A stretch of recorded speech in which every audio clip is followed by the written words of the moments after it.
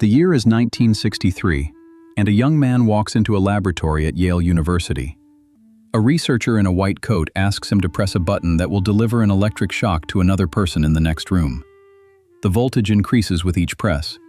When screams echo through the wall, he hesitates, but then continues. This wasn't cruelty, this was obedience, and it revealed something disturbing about the human mind during a decade that would challenge everything people believed about themselves, their society, and their place in the world. The 1960s transformed human psychology in ways we still experience today, reshaping how we understand authority, identity, freedom, and what it means to be human.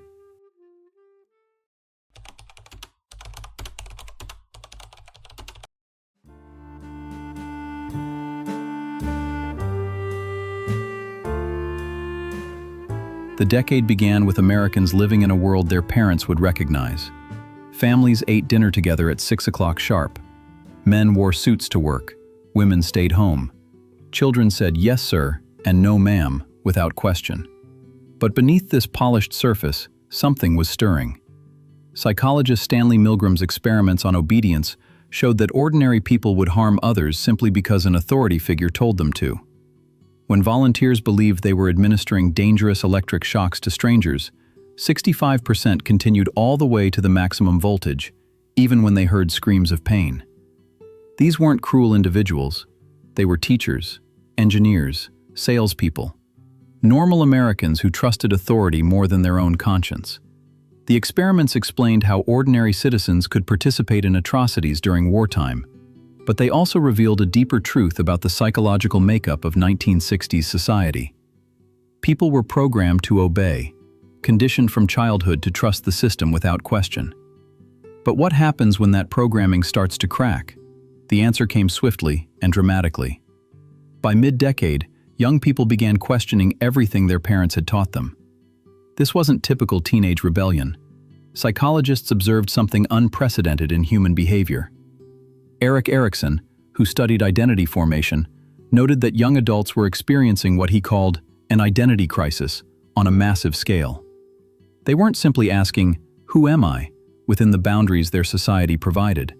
Instead, they were rejecting those boundaries entirely, creating new definitions of self that shocked their parents' generation. University students grew their hair long, not as a fashion choice, but as a psychological statement of independence. They wore tie-dye and bell-bottoms to visually separate themselves from the gray flannel suits of conformity. Every external choice reflected an internal revolution happening in millions of minds simultaneously. The generation gap wasn't just about music or clothing. It represented a fundamental split in how different age groups processed reality, authority, and meaning. Abraham Maslow, whose hierarchy of needs became influential during this period, observed that once basic survival needs were met, humans naturally sought self-actualization and meaning. The 1960s generation, growing up in post-war prosperity, had their physical needs satisfied. They had food, shelter, safety, so they began climbing toward the peak of Maslow's pyramid, seeking purpose and authentic self-expression. Their parents, who had survived the Depression and World War II, couldn't understand this quest. To the older generation, having a steady job and a house in the suburbs was the dream. To their children, it felt like a prison. This psychological divide created family tensions that tore through American households like earthquakes. Dinner tables became battlegrounds. Sons refused to get haircuts. Daughters refused to marry the nice young men their mothers selected. The conflict wasn't superficial. It represented two entirely different psychological frameworks trying to coexist under the same roof. Could families survive when parents and children literally saw the world through different mental lenses? If you are new to this channel, please subscribe and turn on bell notification. This helps spread the knowledge to others. The civil rights movement revealed another psychological dimension of the decade. African Americans had endured centuries of oppression, but the 1960s brought a shift in collective consciousness. Psychologists studying the movement noticed something profound. People were overcoming what had been called learned helplessness, a condition where individuals accept their circumstances as unchangeable. When Rosa Parks refused to give up her bus seat, when students sat at whites-only lunch counters, When marchers faced police dogs and fire hoses in Birmingham, they were demonstrating a psychological transformation. They had stopped internalizing the oppressor's view of them. Kenneth Clark, a psychologist whose research influenced the Brown v. Board of Education decision, had shown how segregation damaged black children's self-image. His famous doll experiments revealed that black children often preferred white dolls, having absorbed society's racist messages about their own worth. But during the 60s, that damaged self-image began healing through collective action and pride. The phrase, "Black is beautiful," wasn't just a slogan, it was psychological medicine, rewiring how an entire community saw itself. When people change their self-concept, they change their behavior, and suddenly, what seemed impossible becomes inevitable. How far could this psychological revolution spread? Women experienced a similar awakening. Betty Friedan's The Feminine Mystique gave voice to what she called the problem that has no name, the deep unhappiness of educated women confined to domestic roles. Millions of women had been living with depression, anxiety, and a sense of emptiness, but they blamed themselves, believing something was wrong with them for not finding fulfillment in housework and child-rearing. Psychologists of the era had actually reinforced these feelings, with some prominent theorists claiming that women who wanted careers were psychologically disturbed or trying to be men. But Friedan's work sparked a psychological shift. Women began understanding that their feelings weren't individual pathology, but a rational response to limited options. This realization was liberating and terrifying at once. Marriages that had seemed stable suddenly faced crisis. Women who had never questioned their role began demanding equality, education, career opportunities. Their husbands, raised to be providers and decision-makers, felt threatened and confused. The psychological contract that had governed gender relations for generations was being rewritten, and nobody had a manual for how to navigate this new territory. What would happen to the family structure when half the population demanded to be treated as equals? The Vietnam War created another psychological wound that would scar the decade.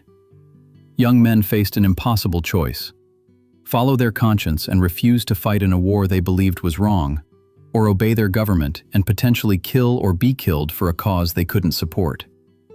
Carl Rogers, a psychologist who pioneered person-centered therapy, emphasized the importance of living authentically, being true to one's own values rather than conforming to external expectations. For draft-age men in the 60s, this wasn't abstract theory, it was a life-or-death decision.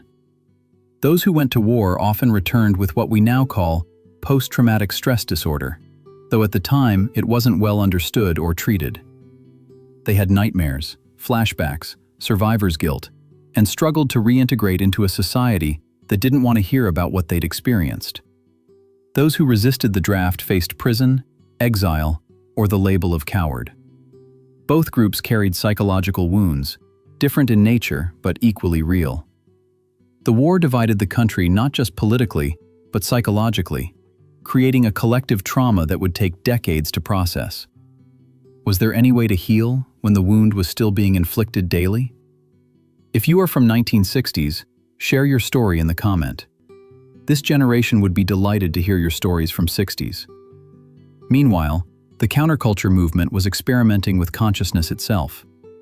Timothy Leary, a Harvard psychologist turned psychedelic advocate, encouraged people to turn on, tune in, drop out. He and others believed that drugs like LSD could expand consciousness, break down ego barriers, and reveal deeper truths about existence. Thousands of young people took this message literally, experimenting with mind-altering substances in search of enlightenment or escape. The psychological impact was complex and controversial. Some users reported profound spiritual experiences, moments of unity with the universe, and insights that changed their lives for the better. Others experienced terrifying trips, flashbacks, or psychological breaks that required hospitalization. The establishment viewed this drug use as dangerous and irresponsible. The counterculture saw it as consciousness exploration. But beneath the debate about drugs was a deeper question about the nature of reality and perception.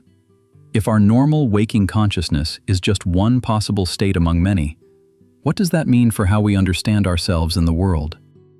The 60s generation was conducting a massive, uncontrolled psychological experiment on itself, and the results wouldn't be clear for years. The decade also saw changes in how society treated mental illness. The community mental health movement, influenced by President Kennedy's initiatives, began closing large psychiatric institutions and moving patients into community-based care. The theory was progressive. People with mental illness shouldn't be locked away, but integrated into society with support services. In practice, the execution was often flawed, with insufficient funding and planning leading to many patients ending up homeless or in prison. But the psychological shift was significant. Mental illness was slowly being destigmatized, moving from something shameful to hide toward something that could be discussed and treated. Therapy became more common and accepted, not just for severe disorders, but for ordinary life struggles. The human potential movement, with psychologists like Fritz Perls and encounter groups, encouraged people to explore their feelings, express themselves authentically, and break through psychological barriers. Group therapy sessions became spaces where people could cry, rage, embrace strangers, and experience emotional catharsis. This openness about feelings was revolutionary for a culture that had prized emotional restraint and keeping up appearances. Could vulnerability become a strength rather than a weakness? Television was rewiring the American brain in ways nobody fully understood. For the first time in human history, families gathered around a glowing box that brought the world into their living rooms. The psychological impact was profound and multifaceted. Children growing up in the 60s were the first generation raised with television as a constant companion, babysitter, and teacher. They watched the same shows, absorbed the same commercials, developed shared cultural references that unified their generation. But television also brought disturbing realities into homes that had been sheltered from them. When police attacked peaceful protesters in Selma, cameras captured it. When Buddhist monks set themselves on fire in Vietnam, Americans saw it during dinner. When President Kennedy was shot, the entire nation watched the funeral together, experiencing collective grief in real time. This constant exposure to violence, tragedy, and social upheaval created what some psychologists called compassion fatigue, or emotional numbing. How much horror could the human mind process before it simply shut down? The medium itself changed how people thought. Television favored images over words, emotion over logic, simplicity over complexity. It shortened attention spans and made people more passive consumers of information rather than active thinkers. Yet it also created unprecedented awareness of social issues and connected people across vast distances in ways that would have seemed magical to previous generations.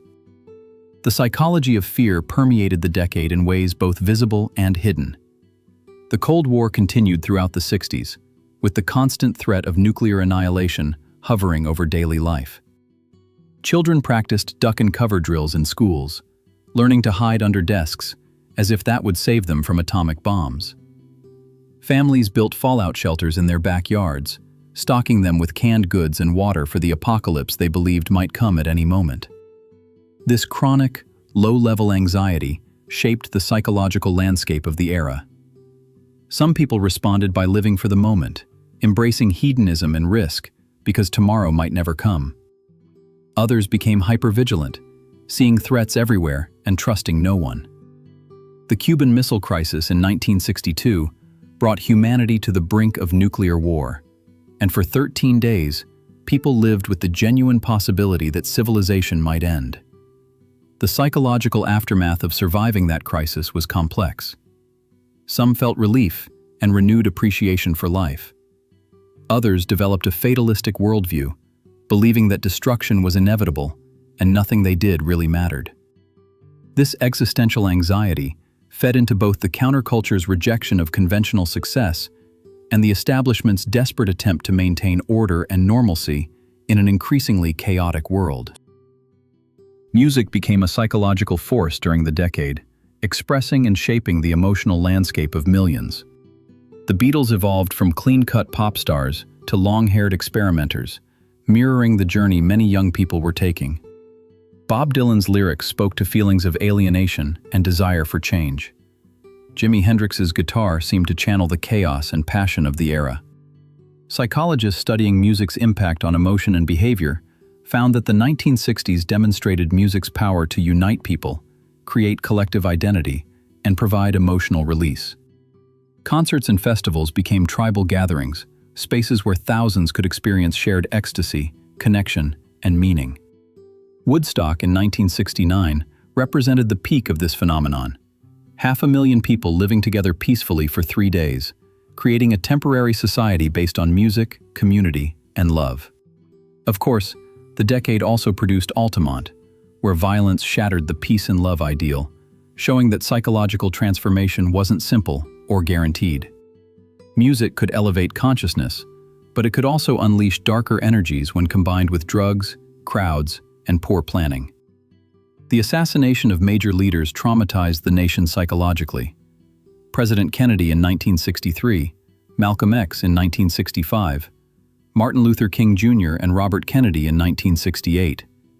Each murder shocked Americans and created collective grief and anxiety. Psychologists observed that these weren't just political events, but psychological wounds to the national psyche. People lost faith in progress and justice. The optimism of the early decade gave way to cynicism and fear. Children growing up during this period learned that heroes could be killed, that violence could erupt at any moment, that the world wasn't safe or fair.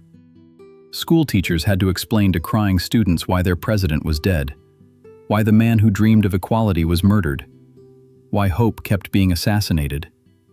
The psychological impact rippled through society, contributing to the anxiety and darkness that characterized the late 60s. Many people developed a siege mentality, retreating into gated communities and locked doors, trusting others less, seeing threats everywhere. Others became more radical, believing that only revolution could change a system that killed its best people. Was America experiencing a kind of collective nervous breakdown? The space race provided a counterpoint to this darkness. When Neil Armstrong stepped onto the moon in 1969, millions of humans experienced a moment of shared awe and possibility. Psychologically, the moon landing expanded what people believed was achievable. If humans could leave Earth and walk on another celestial body, what else might be possible? It demonstrated human ingenuity, courage, and cooperation at their best. For a brief moment, people forgot their divisions and felt united as a species, accomplishing something extraordinary. Children watching the moonwalk developed expanded horizons of possibility. Some would grow up to become scientists, engineers, and astronauts themselves, inspired by that moment. The psychological message was powerful. We are capable of more than we imagine. But the euphoria was temporary. Within days, people returned to protests, poverty, war, and division. And the moon landing became a memory rather than a catalyst for lasting change. Sexual psychology underwent dramatic transformation during the 60s. The birth control pill, approved in 1960, fundamentally altered the relationship between sex and pregnancy. For the first time in human history, women could reliably control their fertility, separating sexual pleasure from reproduction. The psychological implications were enormous. Women gained new freedom and autonomy over their bodies and choices. The sexual revolution challenged traditional morality, with more people engaging in premarital sex and questioning monogamy. Masters and Johnson's research into human sexual response brought scientific understanding to an area long shrouded in shame and ignorance. They showed that female sexuality was complex and powerful, contradicting myths about women's sexual passivity. But this liberation created new anxieties. People worried about diseases, unwanted pregnancies despite contraception, and the emotional complications of casual sex. Parents feared for their children's morality and safety. Religious communities condemned the loosening of sexual standards as moral decay. The psychological landscape was shifting faster than many could adapt, creating a tension between traditional values and new freedoms that continues today. Where would this sexual revolution ultimately lead? Thousands of young people took their psychological rebellion to its logical extreme by abandoning conventional society altogether. Communes sprouted across America, from rural farms to urban collectives, where people attempted to create alternative ways of living based on shared resources, collective decision-making, and rejection of capitalist values. These weren't just housing arrangements, they were psychological experiments in human cooperation and community. Residents grappled with questions that mainstream society avoided. Can humans live without hierarchy? Can jealousy be overcome through open relationships? Can people truly share everything without conflict? The results were mixed. Some communes thrived for years, creating genuine bonds and demonstrating that alternative structures were possible. Others collapsed within months, torn apart by power struggles, financial problems, or the simple reality that idealism doesn't pay the bills or resolve personality conflicts. The psychological toll was significant. Many commune members experienced identity confusion, struggling to maintain individual selfhood while merging into collective life. Some found liberation from the competitive, isolated existence of mainstream culture. Others felt lost without the structure and clear roles society had provided. When communes failed, members often experienced deep disillusionment, wondering if their dreams of a better world were naive fantasies. Yet even failed experiments taught valuable lessons about human psychology, revealing both our capacity for cooperation and our deep-seated need for personal boundaries and autonomy. Could humanity ever truly transcend its tribal nature and competitive instincts? The decade ended with more questions than answers. The bright hopes of the early 60s had been tested by violence, war, division, and disillusionment. Yet the psychological changes were irreversible. People had experienced alternative ways of living, thinking, and being. Women wouldn't return to quiet submission. African Americans wouldn't accept second-class citizenship. Young people wouldn't blindly obey authority. The environmental movement, inspired partly by Rachel Carson's warnings, showed people thinking about their responsibility to the planet. The human potential movement suggested that people could grow and change throughout their lives, not just accept themselves as fixed. Psychologists had learned that humans were more complex, more capable of both good and evil, more influenced by social context than previously understood. The 60s generation had asked fundamental questions. What is the good life? What do we owe each other?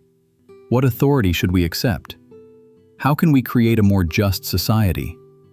These weren't just political or philosophical questions. They were psychological ones, about how humans find meaning, connection, and purpose.